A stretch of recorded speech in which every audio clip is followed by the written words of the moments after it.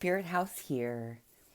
I today am reading again for our young adult series, A Journey to the Center of the Earth by Jules Verne, and we will begin today with chapter 8, which is entitled The Eiderdown Hunter Dash Off at Last.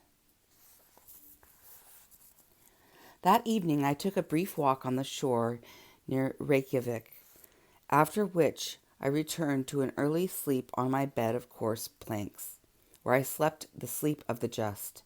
When I awoke, I heard my uncle speaking loudly in the next room. I rose hastily and joined him. He was talking in Danish with a man of tall stature and of perfectly Herculean build. This man appeared to be possessed of very great strength. His eyes, which started rather prominently from a very large head, the face belonging to which was simple and naive, appeared very quick and intelligent. Very long hair, which even in England would have been accounted exceedingly red, fell over his athletic shoulders. This native of Iceland was active and supple in appearance, though he scarcely moved his arms, being in fact one of those men who despise the habit of gesticulation common to southern people.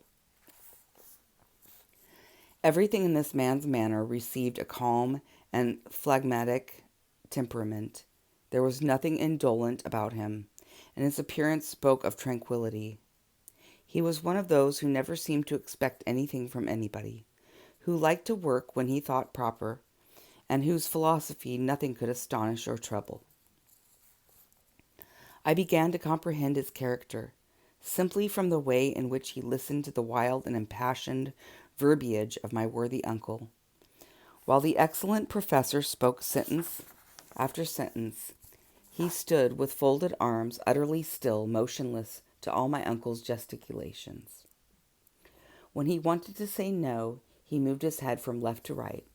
When he acquiesced, he nodded, so slightly that you could scarcely see the undulation of his head.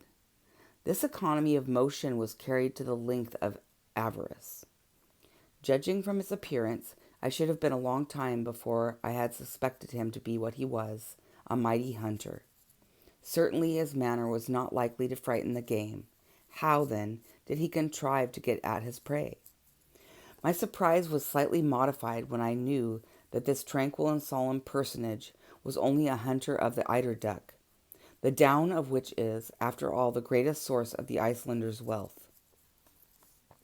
In the early days of summer, the female of the eider, a pretty sort of duck, builds its nest amid the rocks of the fjords, the name given to all narrow gulfs in Scandinavian countries, with which every part of the island is indented.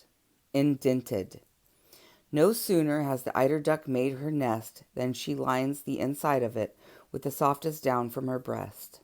Then comes the hunter or trader, taking away the nest. The poor bereaved female begins her task over and over again.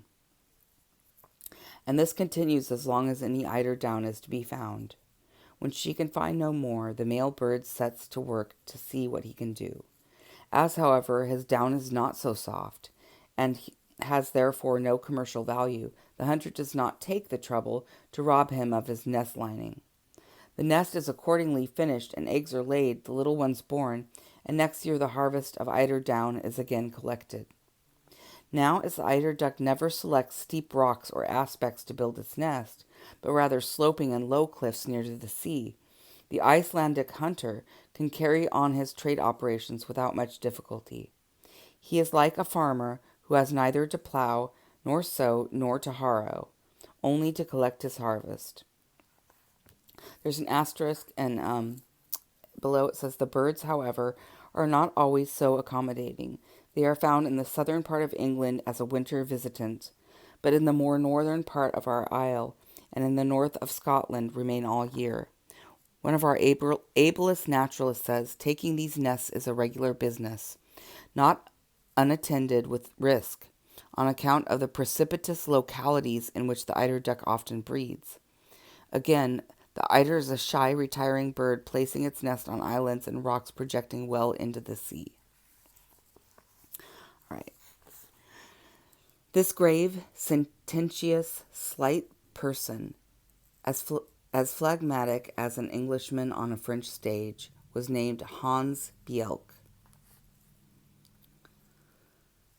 He had called upon us in consequence of the recommendation of M. Fredrickson. He was, in fact, our future guide. It struck me that, had I sought the world over, I could not have found a greater contradiction to my impulsive uncle. They, however, readily understood one another. Neither of them had any thought about money. One was ready to take all that was offered to him, the other ready to offer anything that was asked. It may readily be conceived, then, that an understanding was soon come to between them. Now the understanding was that he was to take us to the village of Stapi, situated on the southern slope of the peninsula of Snuffles, at the very foot of the volcano. Hans, the guide, told us the distance was about 22 miles, a journey which my uncle supposed would take about 2 days. But when my uncle came to understand that they were Danish miles, of 8,000 yards each, he was obliged to be more moderate in his ideas, and, considering the horrible roads we had to follow, to allow 8 or 10 days for the journey. 4 horses were prepared for us, 2 to carry the baggage, and 2 to bear the important weight of myself and my uncle. Hans declared that nothing ever would make him climb on the back of any animal. He knew every inch of that part of the coast, and promised to take us the very shortest way. His engagement with my uncle was by no means to cease with our arrival at Stapi. He was further to remain in his service during the whole time required for the completion of his scientific investigations. At the fixed salary of 3 Rixdollars a week, being exactly 14 shillings and 2 pence, was made by the guide. The money was to be paid to him every Saturday night, failing which his engagement was at an end. The day of our departure was fixed. My uncle wished to hand the eiderdown hunter an advance, but he refused in one emphatic word, "Efter," which, being translated from Icelandic into plain English, means after. The treaty concluded, our worthy guide retired without another word. "A splendid fellow," said my uncle, "only he little suspects the marvelous part he is about to play in the history of the entire world." "You mean," I cried in amazement, "that he should accompany us?" "To the interior of the earth, yes," replied my uncle. "Why not?" There were yet 48 hours to elapse before we made our final start. To my regret, our whole time was taken up in making preparations for our journey.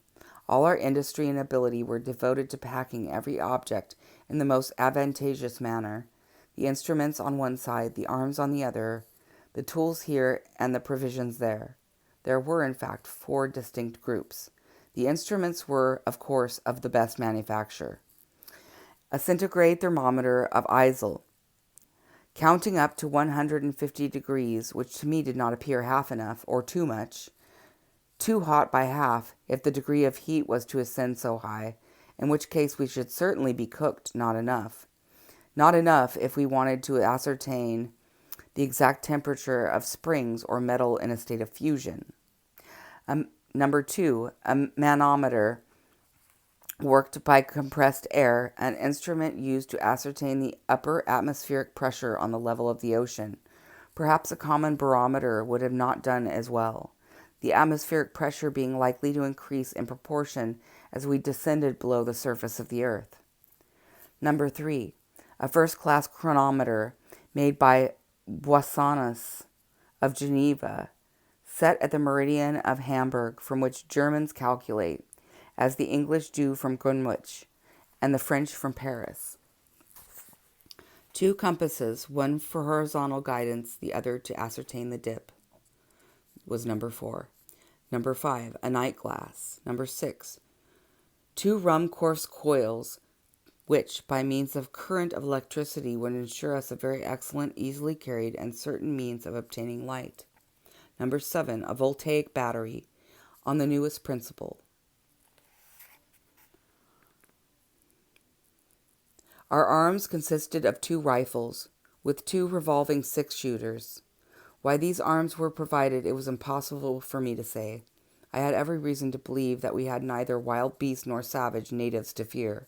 My uncle, on the other hand, was quite as devoted to his arsenal as to his collection of instruments, and above all was very careful with his provision of fulminating or cotton, warranted to keep in any climate, and of which the expansive force was known to be greater than that of ordinary gunpowder. Our tools consisted of 2 pickaxes, 2 crowbars, a silken ladder, 3 iron-shod alpine poles, a hatchet, a hammer, a dozen wedges, some pointed pieces of iron, and a quantity of strong rope. You may conceive that the whole made a tolerable parcel, especially when I mention that the ladder itself was 300 feet long. Then there came the important question of provisions. The hamper was not very large, but tolerably satisfactory, for I knew that in concentrated essence of meat and biscuit there was enough to last 6 months. The only liquid provided by my uncle was Schiedam. Of water, not a drop. We had, however, an ample supply of gourds, and my uncle counted on finding water and enough to fill them as soon as we commenced our downward journey. My remarks as to the temperature, the quality, and even as to the possibility of none being found, remained wholly without effect. To make up the exact list of our traveling gear, for the guidance of future travelers, I will add that we carried a medicine and surgical chest with all apparatus necessary for wounds, fractures, and blows, lint, scissors, lancets. In fact, the perfect collection of horrible-looking instruments, a number of phials containing ammonia, alcohol, ether, Goulard water, aromatic vinegar. In fact, every possible and impossible drug. Finally, all the materials for working the Ruhmkorff coil.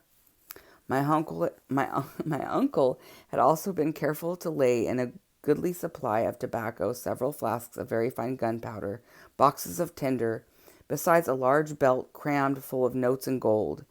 Good boots, rendered watertight, were to be found to the number of 6 in the toolbox. My boy, with such clothing, with such boots, and such general equipment, said my uncle, in a state of rapturous delight, we may have to hope to travel far. I took a whole day to put all these matters in order. In the evening we dined with Baron Trompe, in company with the mayor of Reykjavik, and Dr. Hjaltalin, the great medicinal man of Iceland. M. Fredrickson was not present, and I was afterwards sorry to hear that he and the governor did not agree on some matters connected with the administration of the island. Unfortunately, the consequence was that I did not understand a word that was said at dinner, a kind of semi-official reception. One thing I can say, my uncle never left off speaking. The next day our labor came to an end. Our worthy host delighted my uncle, Professor Hardwig, by giving him a good map of Iceland, a most important and precious document for a mineralogist. Our last evening was spent in a long conversation with M. Fredrickson, whom I liked very much, the more that I never expected to see him or anyone else again. After this agreeable way of spending 1 hour or so, I tried to sleep. In vain. With the exception of a few dozes, my night was miserable. At 5 o'clock in the morning, I was awakened from the only real half-hour sleep of the night by the loud noises of horses under my window. I hastily dressed myself and went down into the street. Hans was engaged in putting the finished stroke to our baggage, which he did in silent, quiet way that won my admiration. Okay, let me start that sentence over. Hans was engaged in putting the finished stroke of our baggage, which he did in a silent, quiet way that won my admiration, and yet he did it admirably well. My uncle wasted a great deal of breath in giving him directions, but worthy Hans took not the slightest notice of his words. At 6 o'clock, all of our preparations were completed, and M. Fredrickson shook hands heartily with us. My uncle thanked him warmly, in the Icelandic language, for his kind hospitality, speaking truly from the heart. As for myself, I put together a few of my best Latin phrases, and paid him the highest compliments I could. This fraternal and friendly duty performed, we sallied forth and mounted our horses. As soon as we were quite ready, M. Fredrickson advanced, and by way of farewell, called after me in the words of Virgil, Words which appeared to have been made for us, travelers starting for an uncertain destination. Okay. I'm probably going to slaughter this. A quakunk. Okay, I'm not even going to try that. It means, and whichsoever way thou goest, may fortune follow. Yeah, I'm not sure. Yeah. I don't want to slaughter it either. So. But that's what it means in English. And that is the end of the chapter. So, in the next chapter, we'll be starting chapter 9. And it's entitled Our Start, We Meet with Adventures by the Way. And I'll talk to you in my next video. Love you guys. Bye.